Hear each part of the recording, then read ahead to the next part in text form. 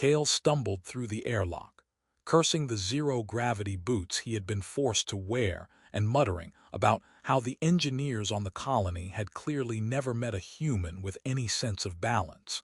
One false step and he shot across the chamber like a misfired projectile, narrowly missing a control console that blinked at him with polite irritation. Somewhere deep in the shadows of the abandoned station, he could hear something. Well, he assumed it was something, moving, but it wasn't exactly menacing. More like curious, or amused. He hoped it was amused. He had learned the hard way that assuming anything in space could be dangerous, or embarrassing, usually both. As Kale tried to regain his footing, he noticed the faint glimmer of light reflecting off the walls. The station wasn't dead. It was alive in a subtle, irritatingly elegant way. The corridors pulsed with a gentle, bioluminescent rhythm, and panels along the walls shimmered as if reacting to his nervous movements. He could almost hear them whispering, though it might have been the hum of the station, or the echo in his panicked brain. "All right, Kale," he muttered to himself, attempting to sound braver than he felt.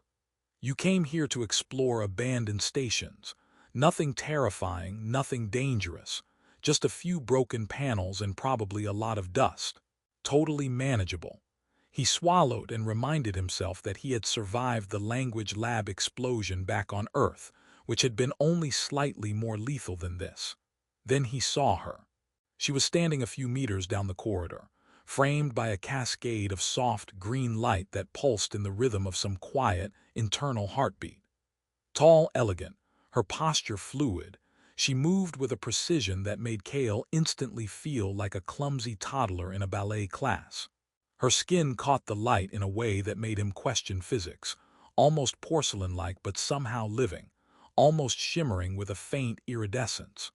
Her ears were long, tapering gracefully toward points that seemed designed to capture every sound, every nuance, every embarrassing stumble Kale was making.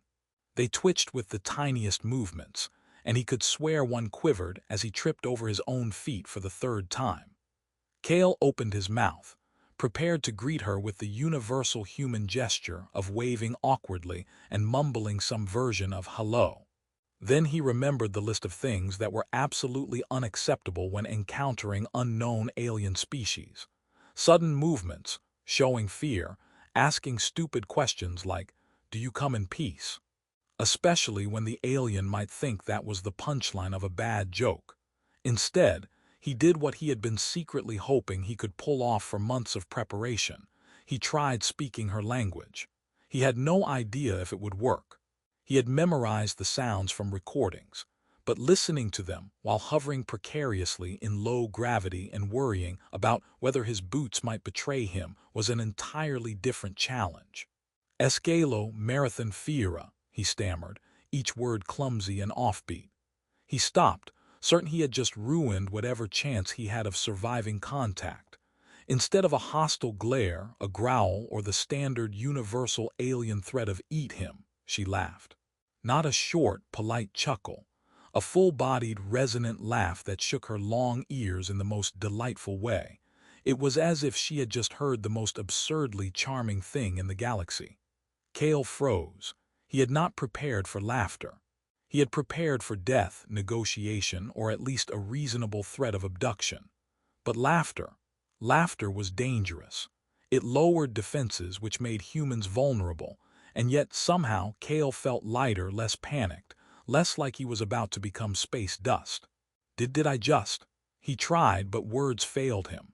She tilted her head, one ear twitching, and produced a series of melodic tones, subtle and flowing like wind through a crystalline forest. Kale blinked. His brain tried to process what he was hearing. "Wait, she's talking." He cautiously repeated one of the sounds badly and immediately winced. The alien's laughter returned, softer this time, warm and teasing. She stepped closer, and Kale caught the faint scent of something floral and metallic at once. Somehow calming, somehow completely alien, like a memory he couldn't place but wanted desperately to. He tried again, more carefully, and managed a passable approximation of a greeting. The alien, Leora, he would later learn, smiled, a slow curl of lips that made the soft light around her pulse a little faster. Cale's stomach did a dangerous flip. This was ridiculous. He was standing in an abandoned station on the edge of a gas giant, speaking a language he barely understood to a woman whose ears could probably hear him sneeze from a kilometer away. And yet she seemed delighted by it. "Impressive," she said, the words carried in her musical tone. Cale didn't know if that was a compliment or an evaluation. He smiled anyway, realizing his teeth were probably still crooked from panic. "Thanks," he said, in a voice much steadier than he expected. Then, remembering all the training manuals about alien etiquette, he added, I come in peace. Also, I can bake terrible cookies, if that helps." Leora tilted her head, and one of her long ears flicked in amusement. Cale wasn't sure if she understood what he meant, but she emitted a low hum that sounded suspiciously like laughter or approval. He could not tell. He decided that guessing wrong about alien humor was less dangerous than assuming she was about to kill him. "Follow me," she said, not in words he could understand, but in gestures. Arms sweeping in an invitation, and a subtle pulse of energy from the floor panels that seemed to welcome him. Cale stepped forward carefully, tripping slightly over the invisible edge of some gravity shift. Leora's laughter followed him down the corridor, teasing but not cruel. Somehow, even in the echoing emptiness of the abandoned station, he felt welcome. They moved together through twisting passages that defied simple geometry. Every corner revealed unexpected technology. Walls that shimmered with data, lights that bent around them like water, and panels that seemed to react to Cale's every uncertain movement. Leora paused frequently, watching him attempt to mimic her language, correcting him with subtle gestures and playful tones that made him want to apologize and laugh simultaneously. He tried to argue that he was a fast learner, but every mispronounced phrase was met with an amused trill from her, and he eventually gave up, grinning sheepishly. They came upon a room filled with glowing, floating orbs that hummed in resonance with Leora's voice. She encouraged him to try, and Cale, ever the linguist, reached out and tried to produce a matching tone. Instead, he produced something that sounded like a dying whale attempting opera. Leora doubled over laughing, her long ears flicking in delight, and Cale was half embarrassed, half impressed at the station's tolerance for human errors. "You're persistent," she said finally, recovering enough to speak in the fragmented tones he could understand. Cale nodded, wondering if persistent was the best descriptor for someone tripping over every invisible floor panel in the galaxy. "You have no idea," he said, grinning. By the time they reached the inner sanctum of the station, Leora had made him an offer that sounded absurd, thrilling, and terrifying all at once. To come deeper, to learn, to explore her world, not just as an outsider, but as a participant. Cale hesitated. A human was supposed to be cautious. A human was supposed to run screaming into the escape pod. Yet, looking at Leora, at the intelligence in her eyes, at the subtle twitch of her ears, and the way she carried humor like a weapon and a shield, Cale found himself saying the unthinkable. "All right, I'm in." And with that, he followed her into the depths of the station, tripping once more, laughing at himself, and wondering if he would survive this strange adventure. Alive, unscathed, and possibly, somehow, understood. Cale followed Leora deeper into the station, his boots making tiny, ungraceful squeaks against the glowing panels that served as floors. Each step was a reminder that he was not entirely adapted to the alien architecture, which bent and shifted subtly underfoot, as though the station itself were alive and mildly amused by his clumsiness. Leora moved effortlessly ahead, her long ears twitching in perfect harmony with the soft hum of the walls. Every so often, she glanced back at him with a tilt of her head, a faint, teasing smile curving her lips. Cale wanted to ask if she ever got tired of being that graceful, but he suspected it was one of those questions that could get a human shredded faster than a mispronounced alien word. "Careful here," she said in a tone that was a mixture of amusement and warning. Her words were accompanied by a slight pulse in the floor beneath his feet, a vibration that he quickly realized was a subtle way of guiding him. He leaned heavily to the left, almost colliding with a luminescent wall that seemed to breathe. He laughed nervously, rubbing the back of his neck. "I swear I'm usually better at not falling into whatever this is." Leora emitted a trill of laughter, melodic and light. Her ears flicked forward, then back, a motion that Cale noted with some fascination. It was like she had a built-in mood ring, only the spectrum was entirely alien and impossible to read without practice. "You humans are delightfully chaotic," she said, though the words carried a tone that was more amused than judgmental. Cale felt a small swell of pride. If nothing else, he was entertaining. The corridor opened into a chamber filled with floating devices that looked like translucent jellyfish, hovering in midair and emitting soft pulses of colored light. Cale's eyes widened. He extended a hand, and one of the creatures floated toward him, trailing a thin stream of energy that tickled his fingers like a static shock. "Okay, that's not terrifying at all," he muttered, stepping backward just in case the floating jellyfish decided he was a snack. Leora laughed again, the sound echoing through the chamber. "They respond to thought," she said simply, as if that explained everything. Cale frowned. "Thought? You mean like mind control? Because I think I'm terrible at that, by the way." Leora's melodic trill sounded almost like a sigh, though it was impossible to say whether it was exasperation or amusement. "No," she said, "not control. Communication. A subtle influence, if you will. They sense intent, emotion, and curiosity." Cale tilted his head, trying to wrap his human brain around it. He reached out again, this time concentrating very hard, which only resulted in a sudden burst of light from the jellyfish that sent him stumbling back into the wall. Leora's laughter filled the room again and Cale groaned. "Right, subtle. I've got this subtle thing down to an art."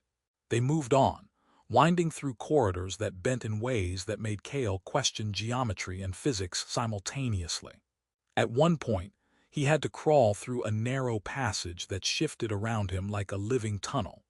His knees and elbows made more sound than he thought possible, and he silently cursed himself for ever agreeing to this adventure. Leora, of course, floated through effortlessly, her long ears brushing against the walls, sensing the tunnel's shape. She paused occasionally to offer a hand, or rather, a gesture of encouragement, though Cale suspected it was mostly for her own amusement. As they reached a wider chamber, Cale noticed a series of translucent panels that projected holographic images of planets, stars, and strange civilizations. Leora's fingers traced the projections, her ears twitching in a rhythmic pattern. "These are alliances," she said, her tone almost reverent. "We observe, we learn, and we negotiate when necessary." Cale leaned closer, fascinated. "So your species talks to all these other beings, and they just listen."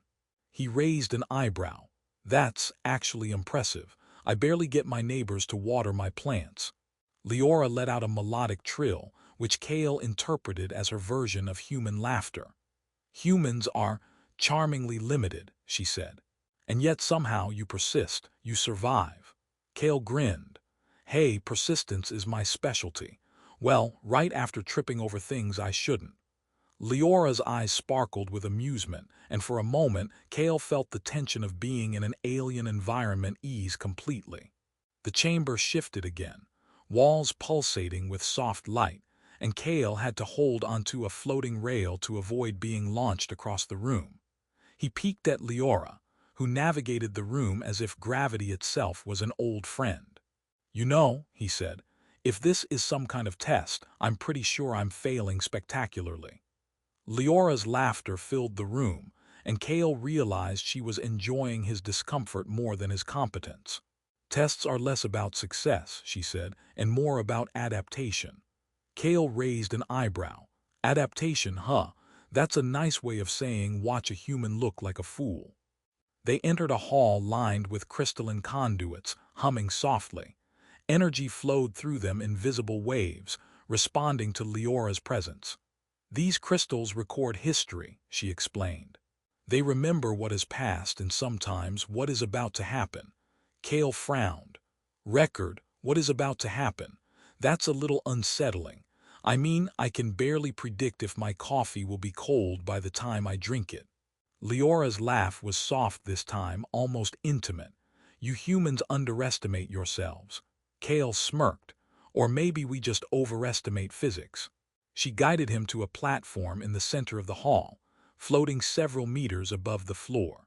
Kale clutched the railing, imagining all the ways gravity could betray him. Leora moved beside him effortlessly, long ears flicking at the resonating energy that pulsed through the room. You see, she said, our technology is responsive, not aggressive. It reacts to curiosity, not fear. Your presence here, you are curious. Kale tilted his head. Curious, huh? Yeah, mostly about not dying while floating in a room full of glowing crystals that could, I don't know, electrocute me. The moment was interrupted by one of the floating orbs, a playful little thing, which darted toward Kale and collided with his chest, sending him stumbling backward into a holographic projection of a distant nebula. Perfect, he muttered, brushing himself off. Leora's laughter was warm, teasing, and entirely unrepentant. You are remarkable, she said, a slight bow of her head accompanying her words. Remarkable in your persistence, your curiosity, and your clumsy courage. Kale grinned, feeling oddly proud. Clumsy courage, that should be my catchphrase. Hours passed, or maybe minutes, Kale wasn't sure. Time seemed to bend in the station, responding to Leora's presence and the pulse of its own energy. He learned more than he thought possible. Small words, gestures, and subtle tones that carried meaning he had never imagined. Leora corrected him often, always gently, always with humor. She demonstrated the quirks of her technology, the rules of her society, and the oddities of her people's rituals, each moment dripping with subtle jokes that humans rarely caught. Kale's laughter became part of the rhythm of the station, harmonizing with her melodic trills, blending curiosity with amusement in a way that made the station itself seem less alien and more like an adventure waiting to unfold. By the time they reached the inner sanctum of the deeper station, Kale felt he had changed. Not physically, of course. He was still awkward, prone to tripping, and generally a hazard to himself. But mentally, he had adapted to Leora's rhythms, her humor, and her world. He realized that this journey, this ridiculous, terrifying, exhilarating adventure was not just about survival. It was about connection, communication, understanding, and perhaps most dangerously, laughter. Leora paused at a console that seemed to respond to her presence alone. You have done well, she said. Better than most humans. You adapt and you do so with curiosity and a sense of humor. Kale's chest swelled slightly. I'll take it, he said, winking, though she probably didn't notice the human gesture. But I reserve the right to make terrible mistakes. Leora's laugh echoed again, soft, warm, and melodic, and Kale realized he didn't care. He had survived. He had learned. And he had laughed endlessly in a world that had seemed designed to challenge him at every turn. And for the first time since stepping onto the station, Kale felt like maybe, just maybe, he was exactly where he was supposed to be. Kale floated along the twisting corridor, the soft hum of the station beneath him more like a lullaby now than an intimidating pulse of alien technology. He had stopped counting the number of times he had stumbled or tripped in Leora's presence, mostly because she had started counting for him, each misstep accompanied by a trill of melodic laughter that somehow made his embarrassment feel like a badge of honor rather than a failure.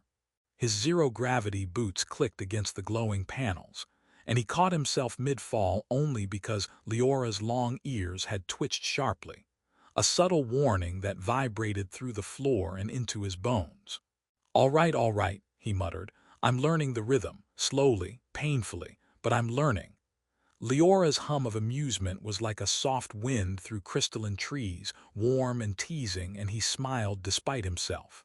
They entered a vast chamber that stretched upward into darkness, the walls lined with translucent conduits that pulsed with streams of energy, almost like veins carrying life throughout the station.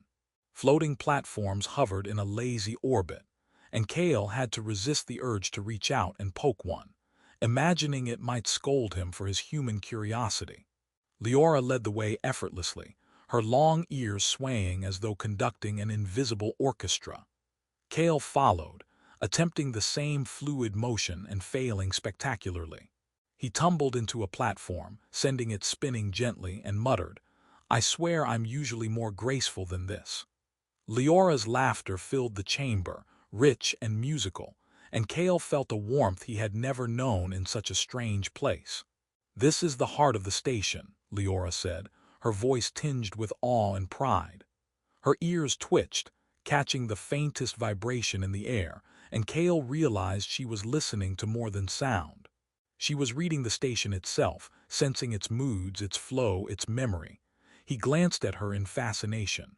"So all of this, it's alive. Not like walking and talking alive, but alive. Leora's trill sounded almost like a chuckle.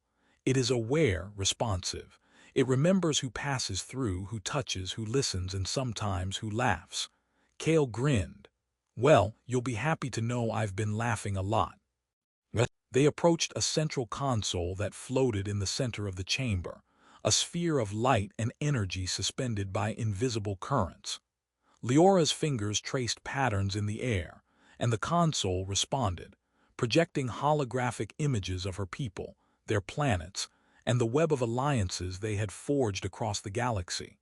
Kale stared in awe, trying to comprehend civilizations that had mastered travel, diplomacy, and thought-based technology beyond anything humans had imagined. "This is incredible," he breathed. You're everywhere, connected to everyone, shaping history while I managed to not spill coffee on the floor." Leora's melodic laughter carried a note of affection. "Humans are amusingly linear. Yet your curiosity and persistence are rare." She gestured toward one of the holographic worlds, a place that shimmered with music-like energy patterns. "There are choices to be made here. Observers, participants, negotiators. Your presence matters if you choose to step forward." Kale blinked. "Me, a negotiator." He waved a hand helplessly, imagining himself standing in front of alien councils with nothing but his awkward grin and a handful of mispronounced words. Leora's amusement was evident in the soft quiver of her ears. "You have a quality humans rarely understand: adaptability. You adjust, even when everything is strange, when everything moves against expectation." Kale swallowed. "Or maybe I just stumble a lot and hope for the best." "You have stumbled, yes," Leora said, her tone warm and teasing. "But in doing so, you have learned more than many who walk straight paths. You have seen, you have felt, you have laughed. That matters more than you realize." Kale's grin softened. Somehow, hearing that from her made every clumsy step, every mispronounced phrase, every moment of panic feel like it had purpose. "So I'm officially not a disaster?" he asked cautiously. Leora's ears twitched in amusement. "You are far from a disaster. You are human, and in that you are remarkable." Kale realized in that moment how much he had changed.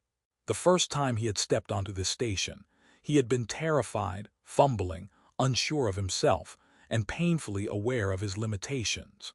Now he moved with a cautious confidence, understanding rhythms of language, energy, and humor that had once been indecipherable. He had learned patience, observation, and the subtle art of listening, not just with ears, but with attention, curiosity, and a willingness to fail and try again. He had laughed more than he had thought possible, often at himself, sometimes at her teasing, and found that laughter had bridged gaps he had assumed insurmountable. They moved to the observation balcony overlooking the inner core of the station, where streams of energy flowed like molten light through crystalline conduits. Leora's hands hovered over the railing, fingers tracing invisible currents, her long ears quivering with sensitivity to the station's mood. Kale joined her, mimicking her stance, though his arms trembled slightly with nervous excitement. "It's beautiful," he said. "All of it. I mean the stations, the orbs, the floating platforms, and well, you." He laughed nervously, hoping he hadn't crossed some unfathomable cultural boundary. Leora's response was a soft trill, melodic and warm, one ear brushing a glowing conduit. He decided it was a good sign. "You have grown," she said finally, her voice carrying both pride and amusement. "More than I expected. Curiosity, humor, resilience. You possess them in ways humans rarely do." Kale's chest swelled. "So I survived your tests and my own clumsiness." Leora's laugh was quiet, almost intimate this time. "You have succeeded in ways few outsiders manage, not because you are flawless but because you persist. You adapt. You connect." A gentle pulse ran through the station, vibrating through the floor and into Kale's body. The floating platforms shimmered, the conduits glowed brighter, and the jellyfish-like orbs darted around playfully. Kale laughed, letting himself be carried along in the rhythm of the station, feeling for the first time that he was part of something far greater than himself. "I think I get it now," he said. "It's not about knowing everything. It's about being willing to stumble and laugh and keep going." Leora's ears twitched in what Kale decided was approval. They descended to the inner sanctum, a room filled with holographic archives and delicate machinery that responded to touch, thought, and subtle emotion. Leora guided him to a console that projected a three-dimensional map of her civilization, interwoven with the human colonies he had come from. "You have a choice," she said. "Remain a visitor or step into our world fully. Not as an observer but as a participant. Your presence here could connect our peoples." Kale's mind raced. He imagined the alien councils, the floating platforms, the symphonies of light and energy, and himself fumbling through it all. But then he remembered the laughter, the learning, the adaptation. He could do this. "I'll do it," he said firmly, a grin spreading across his face. "I'll step in, trip a few times, make a fool of myself, and maybe help bridge the gap. Somehow." Leora's melodic trill carried delight and relief. Her ears twitched in a graceful arc, and for the first time, Kale felt an unspoken warmth of trust between them that went deeper than words. He realized that this moment, standing on the threshold of a new life among alien wonders, was the culmination of every misstep, every laugh, and every effort he had made to understand her world. As the station pulsed around them, Kale felt a sense of peace. He had grown beyond the frightened, clumsy human who had first stumbled into the corridor. He had learned patience, courage, humor, and connection. He had discovered that even in a world far stranger than his own, he could belong, adapt, and even thrive.